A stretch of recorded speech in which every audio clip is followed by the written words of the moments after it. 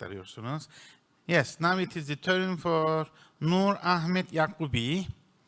He is going to deliver his speech on analysis of 2018 Dikmen flood and remedial measures. Yes, welcome. Hello, my name is Nur Ahmet Yakubi.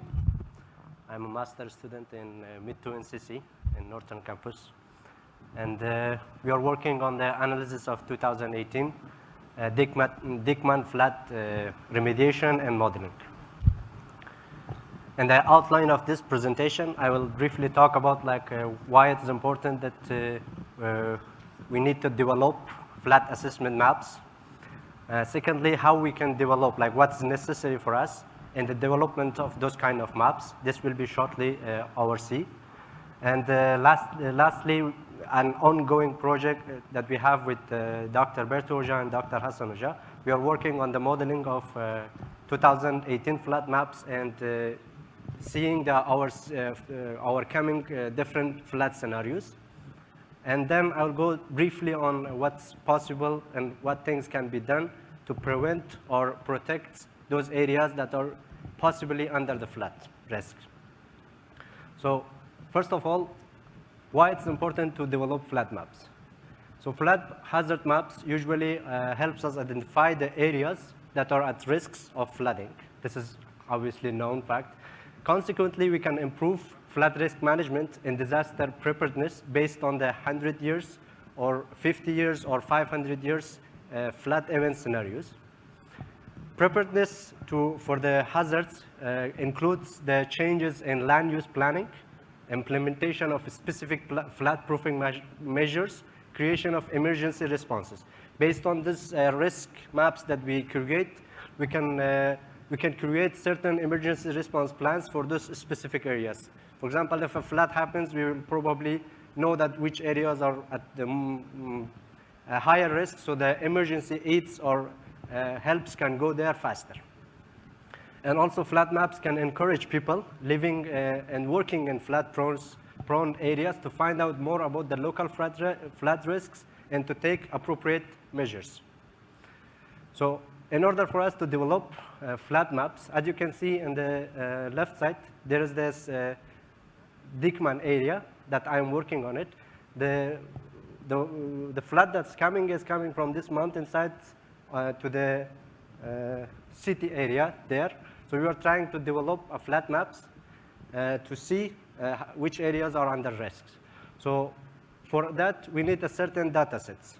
First of all, it's topographic, also known in our part of the world, digital elevation models, or DEM. So according to the EU guidelines, the DEMs, digital elevation models that are used for this, is usually, they should be minimum 10 meters in cell sizes. Like in each 10 meters, we have to have the elevation. But 5 meters cell size data are preferred. So in order to generate those kind of maps, because these areas are big, how can we generate those kind of DEMs? We can use LiDAR, light detection and ranging, which is unfortunately unavailable for this specific area of Dikmen. In generally, as I guess, it's not available in whole Northern Cyprus. We have SRTM, shuttle radar topographic missions. This is available for this area, but it has a resolution of 30 meters to 30 meters. So we cannot use this for the flood modeling. We can use this for the hydrologic modeling, but not for the flood modeling. And the other way is conventional surveying and contour maps. Conventional surveying and contour maps, it's available, it can be done, but it's a kind of expensive measures. It takes a lot of efforts and times to develop those maps.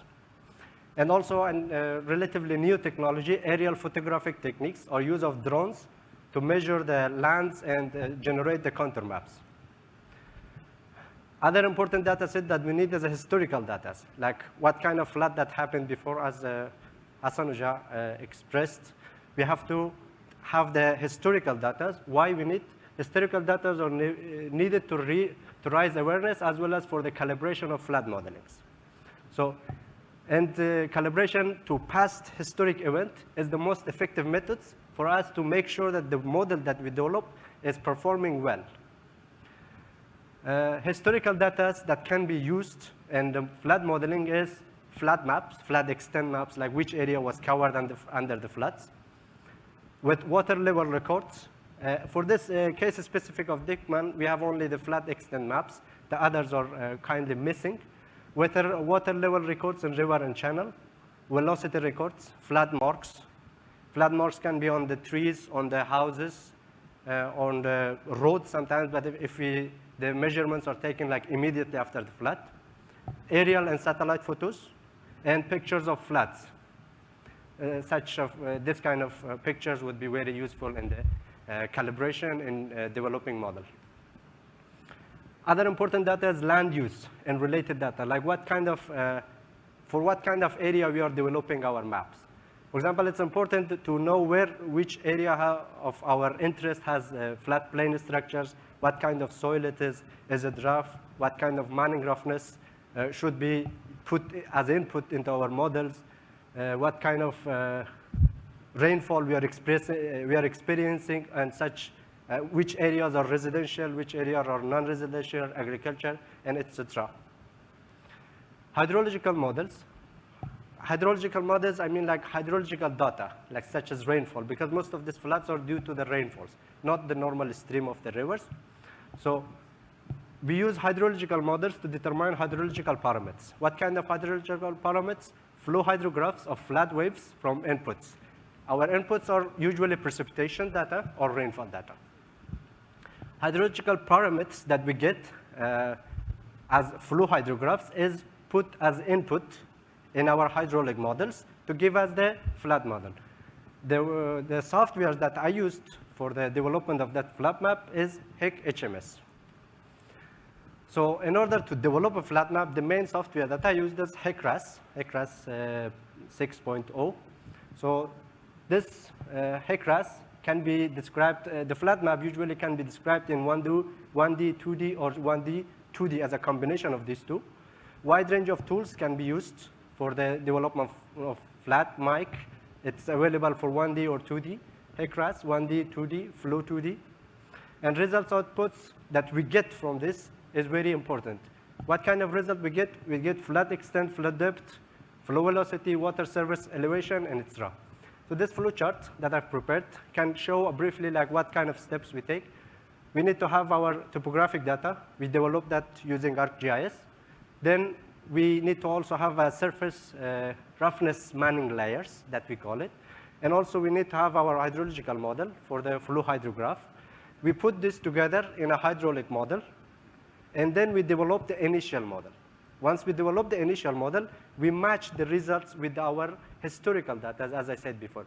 If it's a rainfall, if it's a flood extent, once we match, if it's matching the flood maps, then we say that this flood map for that certain period of time is generated. And using that flood maps as a base, we can develop different scenarios. So these two videos shows the flood extent that happened on 2018 on Dikmen. This one is the flow depth, and the maximum is 1 meter, so it's coming from these mountain areas. We didn't consider the influence of the floods from the city, since it's an ongoing study and various inputs in different scenarios can influence. For example, the use of, we only consider this as an open channel, but there is some culverts, bridges that are probably filled, or their openings are not as we considered here. So with the inputs of those data, we can improve our models to a better sense. This is the calibration that I was talking about. Like, for example, in 2018, the observed map, which is shown in the pink, this map was provided to us by the municipality and urban planning areas. It can be shown that we are actually, the model that we developed using the computer and HECRAS model is actually literally not 100% matching, but we are very close to getting the actual flood map areas. But with the development and some adding and other developments, we can actually find the most accurate maps, and based on that, we can generate the upcoming flood scenarios of 100 or 500s for very extreme events. Last, as Asanoja told, I don't need to go into details of that, but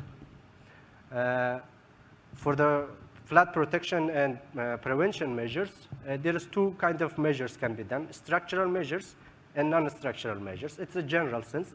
So for the structural measures, we can build or construct dams, reservoirs, channels, levees, and other kind of diverting measures to prevent the water to enter our urban area. Or we can flood-proof our existing structures that we have if we don't have the availability of building reservoirs and dams. But this can be done on the new structures. New buildings can be done. How can we implement the flood protection measures? New buildings that are being developed, we can be proposed to them that they should increase the level of their entry levels to above the flood level. We can recommend the installation of flood protective walls, waterproof closures, and bridges. That also needs to be considered because the bridges and their openings can be closed as the debris and this kind of other things that the flood brings with it. So it can be closed. We have to consider in the design of the bridges. And non-structural measures, land use planning at local or municipal level can be useful in reducing the future flood damages. So thank you for listening. Thanks a lot, our colleague Noor.